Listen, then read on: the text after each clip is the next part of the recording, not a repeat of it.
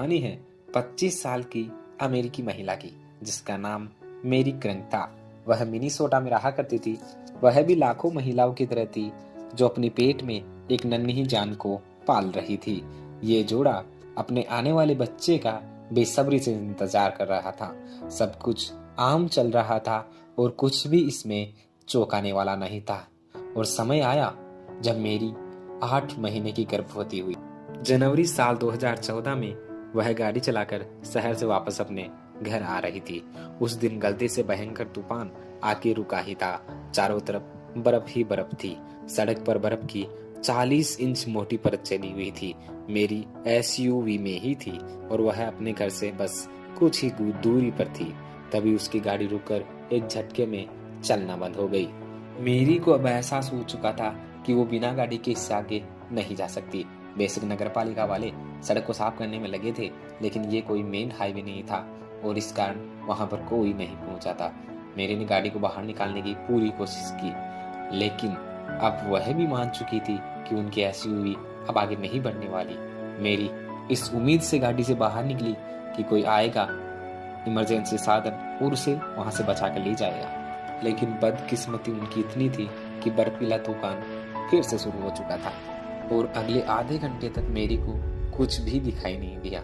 मेरी को बहुत ठंड लग रही थी और वह अपनी गाड़ी का हीटर भी ज्यादा देर नहीं चला सकती थी, क्योंकि उसमें अब ज्यादा ईंधन भी नहीं बचा था। लेकिन इससे भी ज्यादा डरा देने वाली बात यह थी कि अब शाम हो गई थी और अंधेरा बढ़ रहा था और बर्फबारी मुश्किलें और बढ़ा रही थी। मेरी का दिल अब बहुत तेजी से धड़क रहा था। अब उनको ये डर लगने लगा था कि कहीं उन्हें रात यही ना बितानी पड़ जाए। जरा आप भी सोचे, जब एक गर्भवती महिला बर्फीले तूफान में अकेली फंस जाए तो क्या होगा यार। जबकि वह अपने घर से कुछ ही मील दूर थी। वहां से घर का रास्ता छोटा था और उसे पैदल पार किया जा सकता था। अब उन्होंने गाड़ी को पीछे छोड़कर पैदल चलना शुरू कर दिया। वह करीब आधे मील तक पहुंची। तब फिर कुछ ऐसा हुआ जिसने सबको चौंका कर रख दिया। मेरी वैसे ही बहुत परेशान थी और परेशानी बढ़ाने के लिए उसे प्रसव पीड़ा भी होने लगी थी। मेरी को अब लगने लगा कि वह इससे ज्यादा दूर नहीं चल सकती है। उन्होंने पास ही में एक पेड़ देखा जहाँ पर थोड़ी कम बर्फ थी और वह अपना पूरा जोर लगाकर उस पेड़ तक पहुंच गई। इस समय मेरी ने भगवान से प्रार्थना कर रही थी और इसके 5 मिनट बाद में ही वह बेहोश हो गई। यहाँ तक लोगों को लग रहा था कि यह कहानी का अंत है, लेकिन अगर एक चमत्कार नहीं हुआ होता तो मेरी की शायद वहाँ लाश ही मिलती।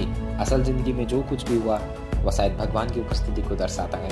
मेरी ने बाद में बताया कि मुझे नहीं पता मैं कितनी देर तक बेहोश रही, लेकिन जब मेरी आँख खुली तो मैं बहुत गर्म महसूस कर रही थी और मेरा सर एक हरे रंग के बड़े भेड़िए के ऊपर रखा हुआ था। इसके अलावा 8-9 भेड़िए और भी थे वहाँ पर जो मुझे गर्म रखने की कोशिश कर रहे थे।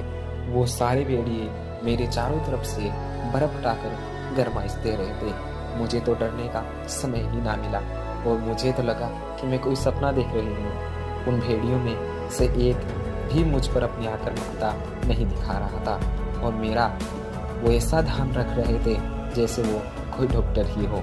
और मेरे होश आने के 20 मिनट बाद मैंने वही अपने बच्चे को जन्म दिया।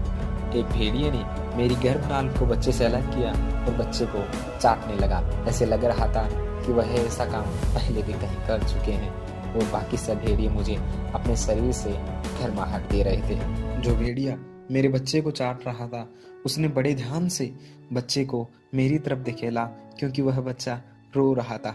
इसका मतलब यह था कि वह पूरी तरीके से स्वस्थ था और मैंने उसे दूध पिलाना शुरू किया। और इन सब के बीच खूंखार जानवरों का झुंड मेरे बीच था, जो कि मौसम की मार से मुझे गर्माहट दे रहे थे। मुझे लगा कि मैं भी इस ग्रुप की ही एक मेंबर हूँ और जो भेड़िया बच्चे को चाट रहा था वह उस ग्रुप का लीडर था। इस समय तक मेरी के पति भी मेरी को ढूंढना शुरू कर चुके थे, क्योंकि इससे पहले मेरी को घर आ जाना चाहिए था। मेरी के पति एक बड़ा सा ट्रक लेकर उस शहर की तरफ आने लगे। उनको पहले तो वो लावारिस गाड़ी मिली जो बर्फ में पूरी तरीके से डूब चुकी थी और आगे एक भेड़ियों का झुंड दिखाई दिया और उन सभी ने अनुमान लगाया कि यहाँ कुछ बहुत पूरा कथित हो चुका है। मेरी के पति के साथ आए लोगों में से एक ने उन भेड़ियों पर गन चलाना शुरू कर दिया और वो सारे भेड़िए इधर उधर बिखर गए। लेकिन वो मेरी को देख रहे थे। थोड़ी दूर आगे चलने पर मेरी उन्हें आगे पड़ी हुई दिखाई दी और उनके साथ में उनका बच्चा भी मौजूद था। यहाँ कुछ चमत्कार हुआ था और वहाँ खड़ा इंसान यह सोच भी नहीं सकता था यहाँ ऐसा कभी हुआ होगा। वो भेड़िए अभी भी मेरे के आसपास ही घूम रहे थे, लेकिन कोई भी उन पर आक्रामक नहीं हो रहा था। वो देख रहे थे कि ये लोग कैसे उस महिला को संभाल रहे थे। सभी ने मेरी को गाड़ी से हॉस्पिटल पहुंचाया। वहां पर बच्चा और माता की जांच की गई तो दोनों बिल्कुल स्वस्थ पाए गए। कि काश बनाने वाले ने थोड़ी होशियारी और दिखाई होती, इंसान कम इंसानियत ज्यादा बनाई होती। कि खुद भूखा रहकर दूसरों को खाना खिलाकर तो देखिए, कुछ यूं इंसानियत का फर्ज निभा कर तो देखिए। अगर आपको भी कोई ऐसी सर्वाइवल कहानी पता है तो हमें जरूर बताइए, हम उसे यहाँ इन्वेंट करके जरूर पब्लिश करेंगे। हमारा पता है radhekaran4766@gmail.com। हाँ, अगर ये वीडियो पसंद आए तो वीडियो को लाइक करें, शेयर करें और चैनल को सब्सक्राइब करना बिल्कुल मत भूलिएगा। मिलते हैं किसी नेक्स्ट वीडियो में, तब तक के लिए bye bye, have a nice day.